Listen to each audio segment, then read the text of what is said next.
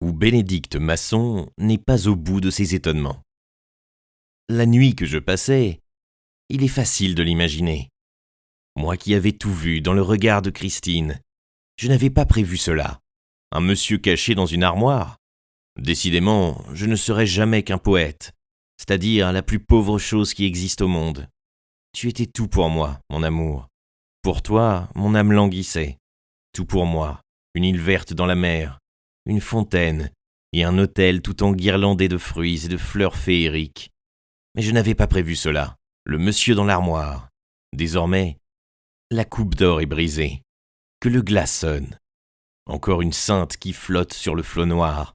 Une de plus. Ah, les filles de Satan. Eh bien, je vais vous dire, cette nuit d'insomnie ne fut pas remplie seulement par le désespoir, la rage contre ma stupidité innée, mais aussi par une espèce d'allégresse diabolique. Et vous allez comprendre tout de suite ce sentiment complexe. J'adorais Christine, non seulement comme un ange que je continuerai toute ma vie de pleurer, mais je l'aimais aussi comme une femme, comme la plus belle des femmes. Et là était mon supplice, car cette femme, je savais qu'elle ne serait jamais à moi, qu'elle ne m'aimerait jamais, que je ne pourrais peut-être jamais en approcher. Mais l'atrocité de cette absolue certitude était encore doublée par l'idée que ce joyau de Dieu, un beau jour, le carabin d'en face, le prosecteur modèle, le menuisier de la chirurgie, se le passerait au doigt et irait trouver monsieur le maire pour les justes noces. Or, le monsieur de l'armoire, que j'aurais tué comme un chien, l'occasion s'en présentant, tout de même, je lui en voulais moins qu'à l'autre, car il me vengeait, et comment ? Et voici qu'il est temps que je vous dise pourquoi je n'avais aucun espoir du côté de Christine. Cela tient en 3 mots. Je suis laid. Le cousin non plus n'est pas beau. Il est quelconque, ce qui, à mes yeux, est pire, son Jacques. Je l'ai bien observé, quand il passe sous mes fenêtres, à la taille plutôt épaisse. C'est un petit homme court, dans les 28 ans, myope, au large front blanc, les pommettes saillantes, à la bouche saine, mais trop grande, entouré d'une courte barbe blonde, qui semble avoir la douceur et la faiblesse des cheveux des tout petits enfants. Quand il se découvre, il montre un crâne déjà dénudé par l'étude. Voilà le héros. Ça n'est pas grand-chose, mais enfin, ça n'est pas un monstre. Et avec un titre à la faculté, ça peut faire un mari sortable. Mais moi, je suis un monstre. Je suis d'une laideur terrible. Pourquoi terrible ? Parce que toutes les femmes me fuient. Y a-t-il au monde quelque chose de plus terrible que ça ? Jamais mes bras ne se sont refermés sur une femme. Elles n'ont pas pu. L'idée que je pourrais les embrasser, la seule idée de cela les épouvante. C'est comme je vous le dis, je n'exagère rien. Ah, misère, misère, comme dit l'autre. Une vie de feu bout dans mes veines. Chaque femme serait pour moi le don d'un monde. J'entends à la fois 1000 rossignols. Au banquet de la vie, je pourrais dévorer tous les éléphants de l'Hindoustan et prendre pour cure-dent la flèche de la cathédrale de Strasbourg. La vie est le bien suprême, et moi, je ne puis pas vivre. Pourquoi cette affreuse gaine autour de mon cerveau ? Pourquoi cette asymétrie entre les 2 côtés de mon visage ? Cette proéminence effrayante des sourcils, cette avancée subite de la mâchoire inférieure. Pourquoi ce chaos ? L'homme qui rit était bien heureux. Au moins il riait pour les autres. Mais moi, qu'est-ce que je suis pour les autres ? Ni celui qui rit, ni celui qui pleure. Ma face est un mystère épouvantable. Vais-je me résoudre à avouer une chose qui m'entraînera peut-être plus loin que je ne le désirais ? Ma foi, dans l'état d'esprit où je suis, qu'ai-je à craindre ? Qu'ai-je à redouter ? La pire aventure, la plus extraordinaire aventure peut m'arriver. Elle ne dépasserait pas celle de cette nuit. Je n'avais plus qu'une raison de vivre, voir Christine. Depuis que je l'ai vue embrasser un monsieur qu'elle cache dans une armoire, comme disent les matelots, adieu va. Eh bien, il n'y a pas très très longtemps que je me vois aussi laid que cela. Il y a encore 2 ans, je m'imaginais que ma figure n'était point, nécessairement, pour tout le monde un objet d'horreur. Je savais bien, hélas, que je ne pouvais plaire aux femmes, mais j'avais encore des illusions. Réfugié dans ma tour d'ivoire, devant ma glace, je me prenais à qualifier ma laideur de sublime. Je me regardais de profil, de trois quarts. Je me faisais des mines. J'essayais différentes façons de me coiffer. Je cherchais des modèles de laideur dont il n'eût pas été déshonorant de se rapprocher. J'en étais arrivé à me dire, par exemple, que je n'étais pas beaucoup plus laid que Verlaine, qui a été aimé, qui a su ce que c'est que l'amour, tout l'amour, si on l'en croit. Ah, les beaux jours de bonheur indicible où nous joignions nos bouches. Qu'il était bleu le ciel et grand l'espoir, etc. Ah, la bouche de Verlaine, paix à ses cendres, c'est mon plus grand poète. Tout de même, je me disais, s'il a été aimé, ça n'est certes pas pour sa beauté. Il y a donc des femmes capables de se laisser séduire uniquement par le rêve d'un poète, par ce que contient de divines liqueurs le vase grossier créé, dans un jour cruel, par une nature ironique et marâtre. Le tout est d'avoir l'occasion de se faire comprendre. Cette occasion, voilà comme je la fis naître. À la dernière exposition des maîtres de la reliure, j'avais eu un joli succès. Mes reliures romantiques avaient obtenu un premier prix. Je fis paraître des annonces dans les journaux pour demander des élèves femmes. Je n'eus pas longtemps à attendre. Dès le lendemain, une jeune fille se présentait. Mademoiselle Henriette Havard, charmante, paraissant fort intelligente, disant qu'elle avait perdu ses parents, qu'elle était à charge à une vieille tante et qu'elle voulait gagner sa vie. Elle me proposait d'être en même temps mon élève et mon employé. L'affaire fut vite conclue. Je possède aux environs de Paris une petite villa, à l'orée d'un bois, à quelques pas d'un étang, dans un endroit assez désert. Mais j'aime la solitude. J'imaginais sans peine que je l'aimerais davantage avec cette jolie fille. C'est là, du reste, que je travaillais tous les étés. J'y donnai rendez-vous à Henriette pour le lendemain. Ce soir-là, je m'étais tenu dans la pénombre. Le lendemain, à la campagne, elle put me voir au grand jour. Tant est que le surlendemain, je ne la revis plus. Je l'attendis 3 jours. Elle m'avait donné l'adresse de sa tante.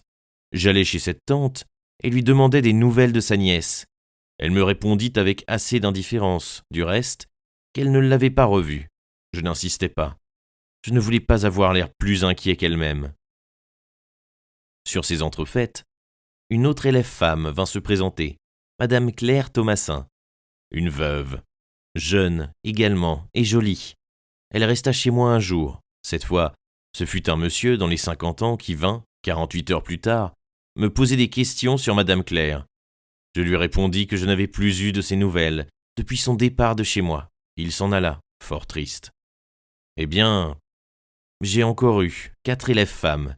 L'une est restée 5 jours, 2 autres pas plus de 24 heures.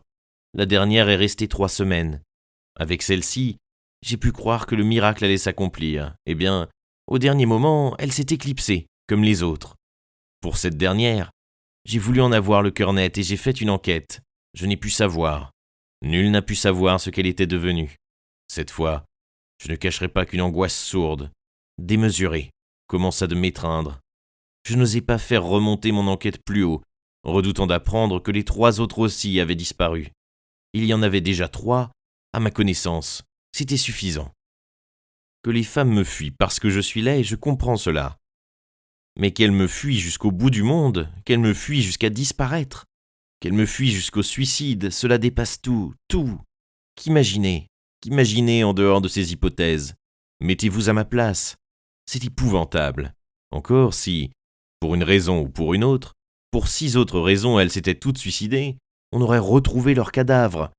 Mais on ne les a retrouvées ni mortes, ni vivantes. Mon Dieu, je parle comme si j'étais sûr du sort des 3 autres.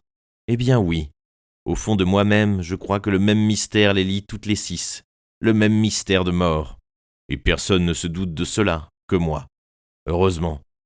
Tout cela est tellement formidable et tellement absurde que je ne veux plus y penser. J'avais trouvé un très bon moyen de ne plus y penser, c'était de m'absorber dans la vision et dans l'amour de Christine. Et maintenant, je ne quitte plus des yeux la porte de l'horloger. C'est aujourd'hui dimanche. Elle va sortir tout à l'heure pour aller à la messe, entre son père et le carabin. La voilà avec son grand air d'archiduchesse, et son front de madone, et son calme regard. Le carabin lui porte son livre de messe. Ah, moi aussi j'irais bien à confesse pour elle, mais aujourd'hui je ne les suivrai pas. je reste derrière mes rideaux. Assurément, je vais voir l'homme sortir de cette nuit. Je veux savoir qui est son amant. Après, on verra ce qu'on en fera. Voilà une demi-heure que j'attends qu'il sorte, et toujours rien. Aujourd'hui, dimanche, la devanture de la boutique montre visage de bois. Tous les volets sont mis, même à la porte vitrée, et cette porte ne s'ouvre pas. Qu'attend-il ? La rue est déserte, tout à fait déserte, et il ne peut sortir que par cette porte. Cette partie de l'immeuble, habitée par cette étrange famille, est ainsi faite qu'elle n'offre pas d'autre issue que celle que je surveille. En vérité, ils vivent enfermés là-dedans, comme dans une prison, et le jardin intérieur, si tant est que l'on puisse donner ce nom à un quadrilatère planté de 3 arbres, m'a produit l'effet d'un préau, entre ces 2 hauts murs qui l'étreignent et le défendent du regard. Ce coin de bâtisse et de jardin, habité par l'horloger et sa famille, avait fait partie jadis du fameux hôtel de Coulteret, dont l'entrée principale donne encore quai de Béthune et appartient toujours, événement unique dont tous les anciens hôtels de l'île Saint-Louis ne sauraient offrir d'autre exemple, au dernier représentant d'une famille illustre, comme on sait à bien des titres, au marquis actuel Georges-Marie Vincent de Coulteret, marié assez récemment, à la suite d'un voyage qu'il fit aux Indes anglaises, à la fille cadette du gouverneur de Delhi, Miss Bessie Cavendish. J'ai aperçu une seule fois, en passant un soir sur le quai, le marquis et la marquise, au moment où ils sortaient, dans leur magnifique auto, qu'éclairait une lampe électrique intérieure. La marquise est une toute jeune personne qui me parut assez languissante, mais non dénuée d'intérêt. À cause d'une certaine beauté diaphane, propre à quelques Anglaises, mais qui tend de plus en plus à disparaître en cette époque de sport. À côté de cette héroïne de Walter Scott, le marquis, en dépit de ses cheveux précocement blanchis, faisait figure solide et bien vivante, dans sa face rose, où circule un sang généreux, brille, un regard bleu d'acier, étonnamment jeune encore, et émouvant pour un homme de 50 ans et plus. Georges-Marie Vincent est l'arrière-petit-fils du célèbre marquis de Coulteret, qui, sous Louis XV, entre autres fantaisies, se sépara de sa femme, laquelle ne voulait point entendre parler de divorce ni quitter le domicile conjugal, s'en sépara, dis-je, par ce haut mur qui coupe encore maintenant la propriété en 2, laissant à la malheureuse ce petit pavillon où elle s'était réfugiée et où elle mourut, séquestrée volontaire. C'est là que la nuit, quand son père et son fiancé reposent, la vertueuse Christine reçoit son amant. Celui-ci, dont je continue de surveiller l'apparition sur le seuil qu'il doit forcément franchir pour sortir de sa prison d'amour, me fait bien attendre derrière mes rideaux, et, ma foi, l'heure se passe sans que j'aie vu s'entr'ouvrir la porte de l'horloger. Et l'horloger lui-même revient de la messe, avec la fière Christine et l'intrépide fiancé. Alors, le monsieur va passer encore toute sa journée dans son armoire, en attendant la nuit prochaine et les revanches qu'il s'en promet. Cette idée, dois-je l'avouer, ne contribue point beaucoup à calmer mes esprits, d'autant que je pense à une chose, c'est que si je n'ai point vu sortir le mystérieux hôte de Christine, je ne l'ai point vu entrer non plus, et tout ceci fait que je dois me demander depuis combien de temps dure cette étrange idylle au fond d'une armoire. Je me surprends à rire férocement, en pensant aux femmes, en général, et à celle-ci en particulier, cette divine Christine, dont mon cœur est plein. Je lui souhaite quelque bonne catastrophe, pour le soulagement de mon âme et de la conscience universelle. Je ne sortirai pas d'aujourd'hui. 5 heures. Ce qui vient de m'arriver est bien la dernière des choses à laquelle je m'attendais. Elle est venue ici. Mais n'anticipons pas, car tout vaut la peine d'être raconté, et je sens que je ne suis pas au bout de mes étonnements. D'ordinaire, l'après-midi du dimanche, les Norbert, père et fille, et Jacques Cotentin, le fiancé, sortent tous 3 pour une petite promenade. Aujourd'hui, le vieux et Jacques sont partis tout seuls. La fille les a accompagnés jusque sur le seuil, leur a adressé quelques bonnes paroles, qu'elle soulignait de son sourire de souveraine. Puis, elle a refermé la porte de la boutique, et moi, je n'ai fait qu'un bond jusqu'à mon observatoire, là-haut, sous les toits. Je suis arrivé à temps, pour la voir traverser le petit jardin, et gravir l'escalier extérieur qui conduit à l'atelier, au dernier étage du pavillon du fond. La porte-fenêtre en était déjà grande ouverte sur le balcon et j'apercevais l'armoire. Elle l'ouvrit sans hésitation et l'homme en sortit. Elle le prit par la main et lui murmura quelque chose à l'oreille. Sans doute lui apprenait-elle que la maison était délivrée de toute fâcheuse présence et qu'elle leur appartenait pour quelques heures, car il se dirigea immédiatement sur le balcon à la rampe duquel il s'appuya, regardant en bas dans le jardin, avec un air de profonde méditation. Cette fois, je le voyais bien et en détail. Matin, elle sait les choisir, ses amants, la belle Christine. En voilà un tout à fait à sa taille, et tel que je n'imagine point qu'une fille d'Ève puisse en désirer de plus beau au monde. Ah, quand j'ai vu cette royale figure, ce magnifique morceau d'humanité, je jure que j'ai maudit le Créateur, qui m'a fait ce qu'il m'a fait, et qui a réservé pour celui-ci cette face de victoire. Cet homme est dans toute la force de l'âge. Une harmonie parfaite dirige ses mouvements. Rien ne semble l'émouvoir. À côté de lui, Christine, qui m'en a toujours imposé par ses beaux airs impassibles, me paraît une petite folle. Il est vrai que je ne la reconnais plus, et qu'elle a comme changé de nature. Avec son plus radieux sourire, elle l'appelle avec des gestes enfantins « Gabriel ». Ma foi, il est beau comme l'ange Gabriel, ce jeune homme de 30 ans. Ah, comme ils sont beaux tous les deux, quel couple. Il faut que je vous dise maintenant comment Gabriel est habillé. Car c'est bien encore là une chose pas ordinaire du tout. Il est enveloppé des pieds à la tête dans une cape à collet, comme on en voyait au temps de la Révolution. Et il porte, suivant la mode d'alors, des petites bottes à revers, si bien qu'en le voyant sortir de cette armoire, au fond de cette vieille demeure cachée de l'île Saint-Louis, on eût pu croire assister à quelqu'une des aventures du chevalier de Fersen, venu mystérieusement dans la capitale pour aider à l'évasion de la royale prisonnière. Il n'est point jusqu'à l'accoutrement de Christine qui se prête à l'illusion, avec ce fichu Marie-Antoinette qu'elle a croisé sur son sein demi-nu. Quelle comédie se joue-t-il là? Comment cela a-t-il commencé? Comment cela finira-t-il? Où sommes-nous? Je n'y comprends plus rien. Cet homme ne lui a pas encore adressé la parole, mais il a obéi à son appel. Gabriel descend l'escalier devant Christine. Les voilà tous les deux maintenant dans le jardin. Il s'est assis sous le platane, devant une petite table, garnie d'une nappe où se trouvent encore des fruits et des flacons. Je le vois mal, je la vois mieux. Elle tourne autour de lui, elle lui parle. Elle s'assied près de lui, elle met sa tête sur son épaule. Je les vois de dos, et l'arbre me gêne. Il ne bouge plus.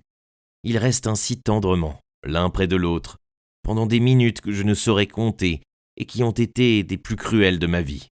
Ah, une tête de femme sur son épaule, et la tête de Christine, si je pouvais lui manger le cœur à l'autre. Enfin, ils se sont levés. Ils se tenaient par la main. Ils ont gravi l'escalier, et elle lui tenait toujours la main. Et c'est elle qui l'a entraîné dans l'atelier et qui en a refermé la porte. Je suis redescendu comme un fou, dans mon atelier, à moi, et j'ai pleuré. Oui, j'ai pleuré. Ces idiots de poètes disent qu'on pleure des larmes de sang, je le saurais bien. Tout à coup, on a frappé à la vitre du magasin. C'était elle qui ne m'avait jamais adressé la parole, elle qui avait toujours passé à côté de moi comme si je n'existais pas. J'ouvris en m'accrochant à la porte pour ne pas tomber. Elle me vit chancelant, hagard, les yeux rouges. Je suis horrible. Je devais être hideux. Elle eut cette pitié suprême de ne s'apercevoir de rien. Elle me dit avec cet air de noblesse calme, qui tour à tour m'enchante, m'écrase ou m'horripile, « Monsieur Bénédicte Masson, vous êtes un artiste. Je viens vous confier ce que j'ai de plus précieux dans ma bibliothèque. Ces 5 Verlaine, que vous arrangerez à votre goût, qui est parfait. Vous aurez seulement la bonté de me montrer un de ces jours vos maroquins, que je veux choisir de couleurs différentes pour chaque ouvrage. » Et comme je me précipitais gauchement sur un petit stock de peaux qui me restait, elle leva sa belle main pâle. « Non, pas aujourd'hui. Excusez-moi, je suis un peu pressée. » Et elle s'en fut, avec son regard céleste et son front d'ange. Je n'avais pas prononcé une parole. J'étais comme anéanti. Tout équilibre était rompu en moi, mais elle en avait de reste, de l'équilibre. Il lui en fallait pour naviguer aussi tranquillement dans une histoire pareille. 2 heures du matin. Effroyable. Cette comédie ne pouvait décemment durer. Je viens d'assister au plus rapide et au plus sombre des drames. Il était un peu plus de minuit, j'étais là-haut, souffrant tous les supplices, tandis qu'une lumière, au dernier étage du pavillon, témoignait que Christine ne reposait pas encore, et tout à coup, en bas, dans la clarté lunaire qui inondait le jardin, j'ai vu paraître le vieux Norbert, qui se mit à escalader l'escalier comme un chat, et puis d'un coup d'épaule défonça la porte. Et il eut la clameur de Christine « Papa !» Mais Norbert dressait déjà au-dessus de sa tête une arme formidable, quelque chose comme un chenet de bronze, qui s'abattit, tandis que Christine suppliait « Ne le tue pas, ne le tue pas !» Il y eut une forme bondissante. L'homme, qui vint crouler jusque sur le balcon en étendant les bras, tandis que l'arme terrible continuait à le fracasser. Et il ne bougea plus.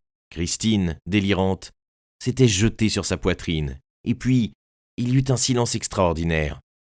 Le vieux, qui avait croisé les bras, montrait une figure de fou. À ce moment, Jacques sortit à son tour de son appartement et vint se mêler à la scène. Alors Christine se releva et dit « Papa l'a tué !» Le vieux prononça distinctement « Il ne m'obéissait plus, et c'était de ta faute, j'aurais dû m'en douter. » Quant au fiancé, il ne dit mot. Il ramassa le cadavre, le poussa dans l'atelier où ils s'enfermèrent tous, et où ils sont encore au moment où j'écris ces lignes.